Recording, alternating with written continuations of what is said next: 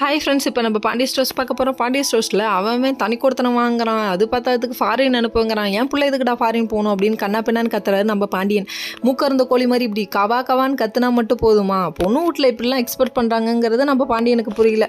நாங்கள் கூட்டு குடும்பமாக தான் கும்மி அடிப்போம் அப்படின்னு சொல்லிட்டு அவர் ஒரு பக்கத்து சொல்லிட்டார். சொன்னது மட்டும் இல்லை, கடுப்பாகி நீங்கள் வைங்க ஃபோன் அப்படின்னு சொல்லிட்டு கத்திட்டு வச்சுட்டாரு. அந்த நேரம் பார்த்து ராஜுக்கிட்ட பஸ்ஸு காசு இல்லையேன்னு சொல்லிட்டு அவங்க அத்தைக்கிட்ட கேட்குறது யோசிச்சுட்டு நின்றுட்டே இருந்தாங்க.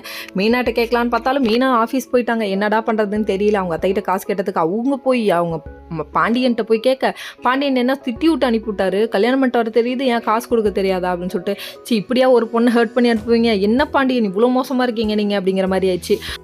அதை பார்த்து ஃபீல் பண்ணிட்டாங்க நம்ம ராஜி ஃபீல் பண்ணோன்னே நம்ம கதிரால் தாங்க முடியல. ஐயோ வாங்க வாங்க வாங்க, வேற லெவலில் வருது ரொமான்டிக்லாம் சரின்னு சொல்லிட்டு நம்ம ராஜு ஒரு பக்கம் கிளம்பி போகாமல் உங்கள் ஃப்ரெண்ட்ஸ் எல்லாம் நீங்கள் பஸ்ஸில் போங்க, நான் நடந்து வரேன்னு சொல்லி அனுப்பிட்டாங்க. இதை பார்த்தோன்னே கதிரால் தாங்கிக்க முடியல. அதனால் இவரும் நடந்து போகிறாரு. பின்னாடியே ஃபாலோ பண்ணி காலேஜுக்கு போயிட்டாங்க. காலேஜுக்கு போனோன்னே அவங்களோட ஃப்ரெண்ட்ஸ் எல்லாம் டீ கடையில் உட்காந்துருக்கிறத பார்த்துட்டு வான்னு சொல்லிட்டு கதிரை கூப்பிட, கதிர் போய் சொல்கிறாரு, எனக்கு பார்ட் ஜாப்பா கண்டிப்பாக வேணும். இவ்வளோ நாள் நான் அப்பாட்ட காசு கேட்டேன், இப்போ இவளும் வந்துட்டா, இவளுக்கு கஷ்டமாக இருக்கும், என்னால் கேட்க முடியாது, நான் கண்டிப்பாக பார்ட் ஜாப் பார்க்கணும், எனக்கு ஒரு ஜாப் உடனே சொல்லுங்கன்னு சொன்னோன்னே உடனே அவங்க ஃபுட் டெலிவரி பாய் தான் ஓகேவா அப்படின்ட்டாங்க. எந்த வேலையாக இருந்தாலும் பரவாயில்லடா, பார்ட் ஜாப்பா நான் பண்ணுறேன்டா, என் பொண்டாட்டி காசு வேணும்டா. இவ்வளோ லவ் இருக்கு, கல்ல வெளியே காமிக்கல அப்படிங்கிற மாதிரி ஆயிடுச்சு.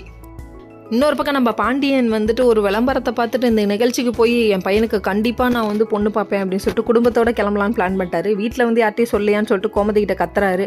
ஓகே ஃப்ரெண்ட்ஸ், நெக்ஸ்ட் வீடியோவில் பார்ப்போம். பாய்.